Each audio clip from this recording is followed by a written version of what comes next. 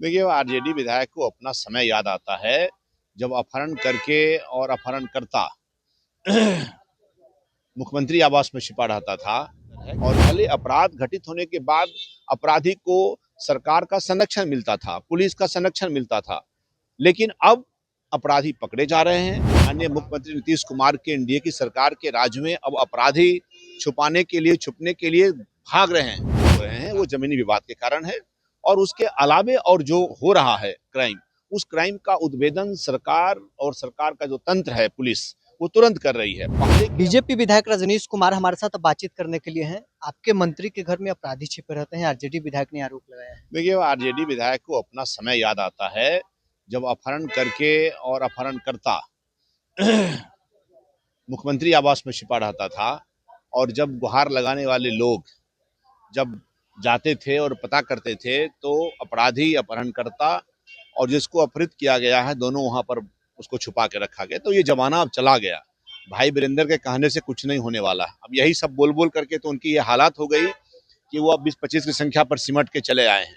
जनता को सब पता है कि इस राज्य में माननीय मुख्यमंत्री नीतीश कुमार के एनडीए की सरकार के राज्य में अब अपराधी छुपाने के लिए, छुपने के लिए भाग रहे हैं, राज्य से बाहर भाग रहे हैं।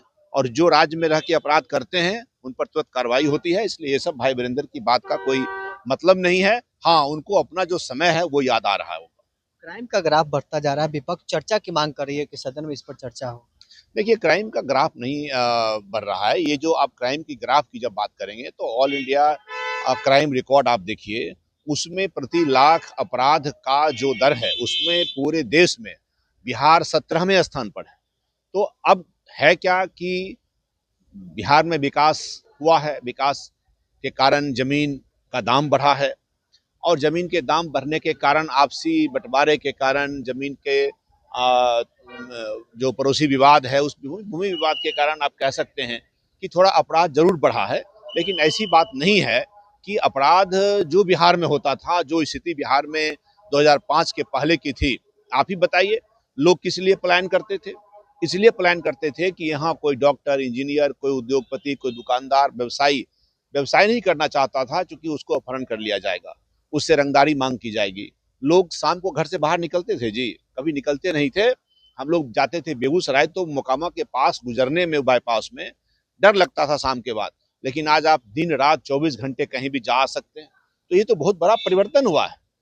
आप कह रहे हैं कि जो क्राइम का ग्राफ जो बढ़ रहा है वो आपसी विवाद के कारण हो रहा है, जमीनी विवाद के कारण? देखिए, ज्यादातर आप देखिए, आप ज्यादातर विवाद जो हो रहे हैं वो जमीनी विवाद के कारण है।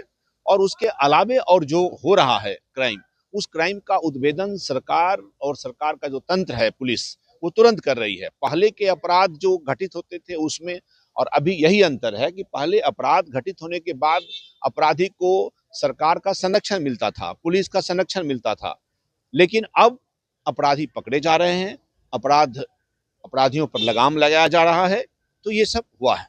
जमीन के विवाद जो आप कह रहे हैं कि हो रहा है, उस सब निपटाने के लिए डिप्टी सीएम काम कर रहे हैं। बिल्कुल, इसीलिए तो हमारे माननीय उप मुख्यमंत्री और जो भूमि राजस्व विभाग की जिम्मेदारी है, उन्होंने बहुत व्यापक रूप से समीक्षा किया है इन चीजों को। और अभी देखिए, राजस्व और भूमि सुधार विभाग का जो काम है, वो काम अब दिख रहा है। नीचे स्तर पर सीओ हो, कर्मचारी हो, इन चीजों को, विवाद को सलटाने के लिए लगे हुए हैं। थाना को भी इसके लिए गाइड किया गया है कि आप थाना की क्या भूमिका होगी, सीओ इसको कैसे सुनेंगे। तो हर स्तर पर भूमि विवाद को कितना कम किया जा सके, इसका प्रयास माननीय उप मुख्यमंत्री और सरकार कर रही है।